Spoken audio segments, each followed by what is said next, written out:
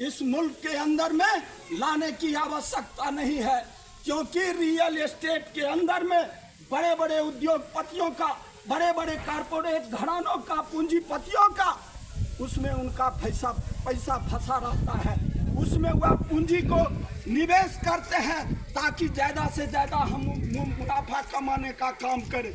लेकिन आपने देखा 2000 नोट का निर्माण हुआ, लोगों के बीच गया, लेकिन मोदी जी के राज में ही 70 साल के अंदर कोई भी नोट बना, कोई भी नोट को वापस, रुपया को वापस नहीं लेना पड़ा।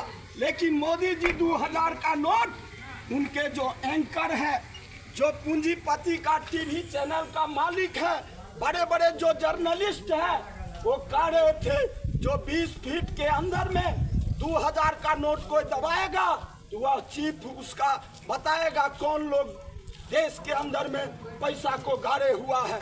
लेकिन आपने देखा जो वही मोदी जी, वह 2000 नोट जब देश के बड़े बड़े लोगों के पास चला गया, आम नागरिक से दूर हो गया, तो कहता है जो हम 2000 की नोट वापस लेते हैं। तो अपने सरकार में, अपने कार्यकाल में 2000 नोट का मोदी जी ने श्राद्ध कर दिया और वह नोट वापस चला गया। तो इसीलिए उनके गारंटी को आपको समझना होगा। उस समय उन्होंने कहा, क्या कहा, जब कोरोना का दौर आया, देश में लाखों लोग मर गए, उस समय में उन्होंने कहा, और नोटबंदी के समय में कहा।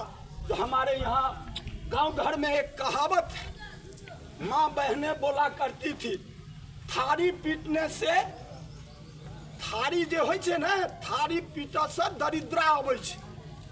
तो आज देश के अंदर में, एशिया के अंदर में जो भारत का करेंसी था 1 to 10 में, उस सबसे पीछे चला गया। भारत का इतना बुरा हाल हो गया अर्थ के मामले में जो एशिया में भी कहीं नहीं है। ये है मोदी जी का असली गारंटी।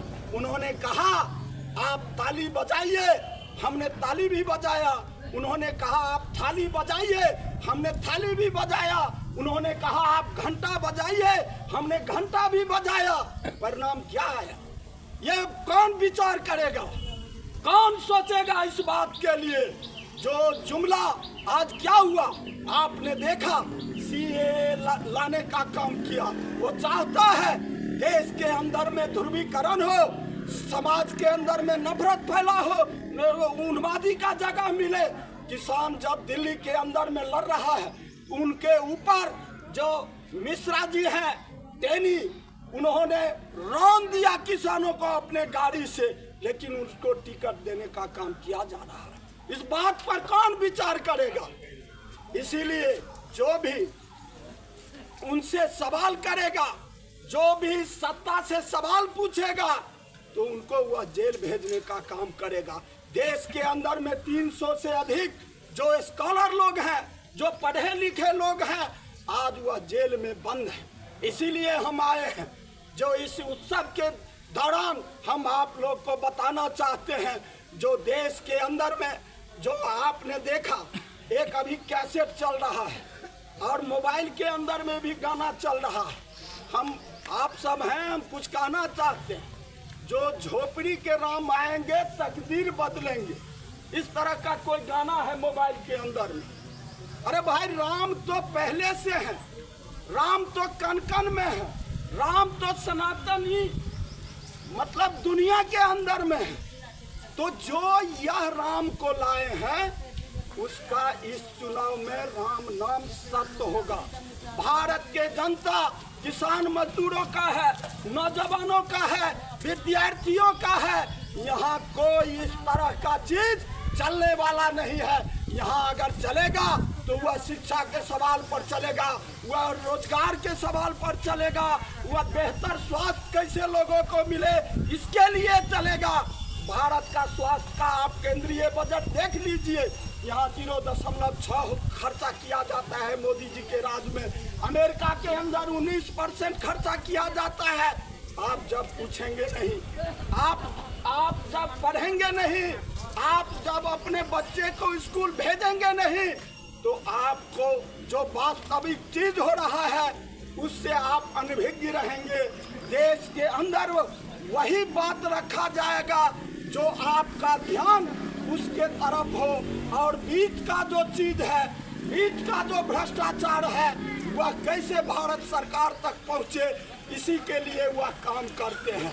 आपने गौर कीजिए, विचार कीजिए, बड़ी कठिन से लोग एक घर बनाते हैं और कोई पुत्र अगर उसको बेच लेता है, उस जमीन को बेच लेता है, तो अपने पिता को कितना कष्ट होता होगा। इस देश के अंदर में रेल बिक रहा है, बैंक बिक रहा है, बैंक का बीमा बिक रहा है, ये सारे एयरपोर्ट बिक रहे हैं, बड़े बड़े विद्यालय बिक रहे हैं, उच्च शिक्षण संस्थान सब बिक रहे हैं। तो इसका जवाब कौन दे? वो कह रहे हैं जो हम सीए लाए। सीए आपका ध्यान भटकाने के लिए है। अभी हम लोग लड़ रहे थे, हमारे सीपीएम के जिला मंत्री जी बैठे हैं, हम लोगों ने एसबीआई का घेराव किया। किस बात के लिए घेराव किया?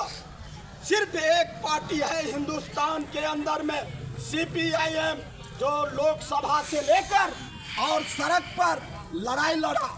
जब देश के अंदर में पार्लियामेंट के अंदर कानून लाया गया जो चुनावी पैसा, चुनावी बॉन्ड लेना चाहिए, तो सिर्फ पार्लियामेंट के अंदर सीपीएम एक पार्टी हुआ, उन्होंने कहा जो नहीं, जनता का जो कमाई है, जनता का जो पैसा का लूटने का काम करेगा, हम उसको बर्दाश्त नहीं कर सकते हैं। लेकिन जब उसको देखेंगे सुप्रीम कोर्ट में, जब सीपीएम याचिका दाखिल किया